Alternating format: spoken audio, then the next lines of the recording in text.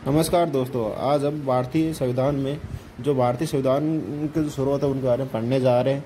इन्हें हमारे देश में विभिन्न देशों से लिया गया है। तो उससे पहले सबसे पहले हम पढ़ते हैं अमेरिका के संविधान से हमने क्या क्या कौन कौन से तत्वों ग्रहण किया है उनके बारे में पढ़ते हैं। तो इसमें पहला है न्यायपालिका, जो हमारा सर्वोच्च न्यायालय। हम उसकी बात करें, न्यायिक पुनरावलोकन। न्यायिक पुनरावलोकन का सीधा मतलब ये है कि भाई न्यायपालिका ने कोई अपना निर्णय दे दिया है और वो उसे फिर से देखते हैं क्या वो निर्णय सही है नहीं है। तो ये न्यायपालिका की एक शक्ति है कि वो अपने द्वारा दिए गए सभी निर्णयों का न्यायिक पुनरावलोकन कर सकती है, और अगर वो जनहित के खिलाफ हो तो उन्हें बदल सकती है। तीसरी है जनहित याचिका, जिसे हम PIL बोलते हैं। इसे कोई भी व्यक्ति दायर कर सकता है। चौथा है मूल अधिकार। पांचवा उपराष्ट्रपति का पद। जो राष्ट्रपति का पद है वो अमेरिका से लिया गया है, ठीक है। और राष्ट्रपति जो हम लोग महाभियोग चलाते हैं उसकी जो प्रक्रिया है, जो राष्ट्रपति महाभियोग है वो कौन सी प्रक्रिया के द्वारा अपनाया जाएगा उसके बारे में बताया गया। और इसमें है विधि का समान संरक्षण और विधि की सम्यक प्रक्रिया। इसे हम मूल अधिकारों में पढ़ेंगे। प्रस्तावना जो पहली पंक्ति है हम भारत के लोग, ये भी स्वीकृत अमेरिका से ली गई है। अब बात कर लेते हैं अमेरिका महाद्वीप।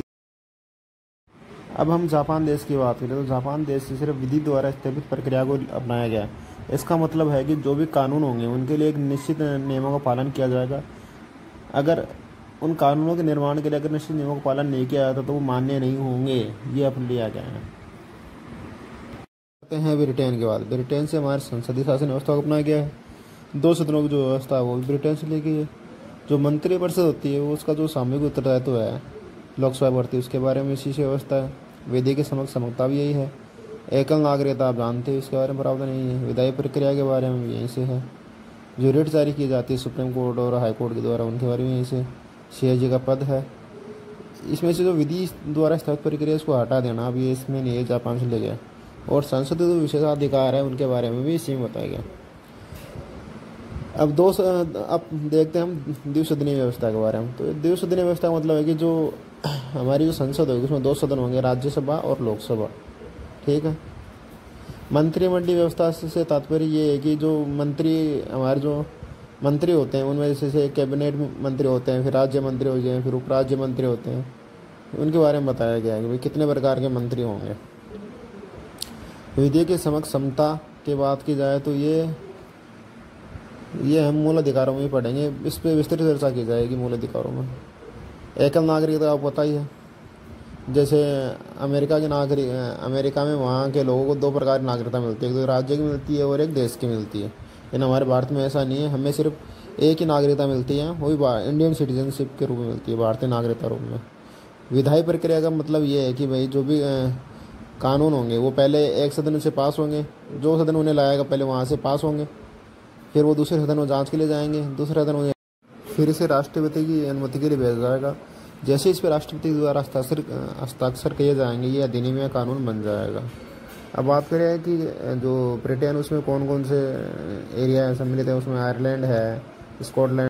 अब बात करते हैं कनाडा। कनाडा से पहले लिया गया है राज्यपालों की नियुक्ति, जो राष्ट्रपति केंद्र सरकार की सिफारिश पर करता है राज्यपाल नियुक्ति। दूसरा आर्टिकल 143। इसमें यह है कि भाई जो राष्ट्रपति है वो किसी भी लोक महत्व का जो कोई विषय होगा उस पर हमारे दोस्त वो न्यायालय सुप्रीम कोर्ट उससे सलाह लेगा। लेकिन इस सलाह को ही मानने के लिए राष्ट्रपति बाध्य नहीं है, और न ही उच्चतम न्यायालय या सुप्रीम कोर्ट सलाह देने के लिए बाध्य है। अगली है अवशिष्ट शक्तियाँ। अवशिष्ट शक्तियाँ की बात की जाए ये केंद्र में नीत होंगी, ये कहा गया है, ठीक है। राज्यपाल की नियुक्ति के संबंध में बहुत सारी समितियों का गठन किया, जिनमें से मेन है पंचायत आयोग, सरकारी आयोग, ठीक। राजमन्नार समिति 1969 में तमिलनाडु में गठन की गई थी।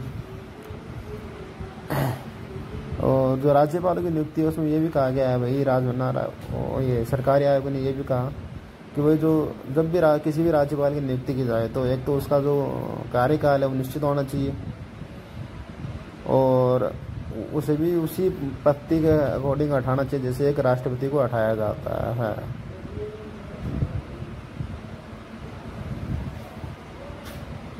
हम बढ़ते हैं आयरलैंड एक छोटा सा देश है, लेकिन वहाँ से भी हमने बहुत सारी चीज़ों को नीति निर्देशक तत्व है, राष्ट्रपति की जो निर्वाचन पद्धति है उसको लिया है, राज्यसभा में जो राष्ट्रपति 12 सदस्य मनोनयन करता है वो भी हमने आयरलैंड से लिए है। ठीक है। अगला जो देश है वो साउथ अफ्रीका। साउथ अफ्रीका बात करें तो आर्टिकल 368 यहाँ से लिया गया है, जिसमें संविधान संशोधन की बात कही गई है। राज्यसभा में सदस्यों का निर्वाचन होता है वो कैसे होगा उसके बारे में बताया गया। फिर अगला है फ्रांस। फ्रांस से हमने गणतंत्र, स्वतंत्रता, समानता, बंधुत्व का आदर्श लिया है। ठीक है। इनको हम पहले प्रस्तावना में पढ़ चुके हैं। गणतंत्र का क्या अर्थ है, स्वतंत्रता का क्या अर्थ है, समानता का क्या अर्थ है। अगला जो राज्य है ऐसे या देश है जो रशिया है। रशिया से हमने सिर्फ 2 चीज़ों को लिया है, एक तो मूल कर्तव्यों को अपनाया वहाँ से, और जो प्रस्तावना में जो न्याय की बात की गई है 3 प्रकार के न्याय उसको अपनाया है। अब बात करते हैं जर्मनी की। तो जर्मनी से हमने सिर्फ इतना से लिया कि जो जब भी भारत में आपातकाल लागू होगा, राष्ट्रपति जो राष्ट्रीय आपातकाल घोषणा करेंगे तो मूल अधिकारों का हनन हो जाएगा, मूल अधिकार समाप्त हो जाएंगे कुछ समय के लिए। अब बात करते हैं ऑस्ट्रेलिया महाद्वीप की। तो ऑस्ट्रेलिया से हमने लिए समवर्ती सूची को लिया है, जो 108 में संयुक्त बैठक का प्रावधान है लोकसभा और राज्यसभा वाले उसको लिया है। जो प्रस्तावना का प्रारूप है, पूरी जो प्रस्तावना है उसको लिया है। और जो हम दूसरे जो हमारे जो राज्य है उनके बीच में जो व्यापार, वाणिज्य और जो समागम है उसकी स्वतंत्रता का विषय भी हमने समागम की स्वतंत्रता, मतलब जो 2 राज्यों के बीच में व्यापार हो वो कैसे होगा, और उसके जो दिशा निर्देश हैं वो कौन लागू करेगा। तो इसके लिए जो दिशा निर्देश हैं वो राज्य लागू करेगा, ताकि 2 राज्यों में जो परस्पर व्यापार होता है वो आसानी से हो जाए। तो इसके दिशा निर्देश केंद्र सरकार जारी करेगी। अगर आपको वीडियो अच्छा लगे तो लाइक करें, शेयर करें और चैनल को सब्सक्राइब जरूर करें, और तो आपने कमेंट में अपने सुझाव जरूर दें हमें। थैंक यू, धन्यवाद।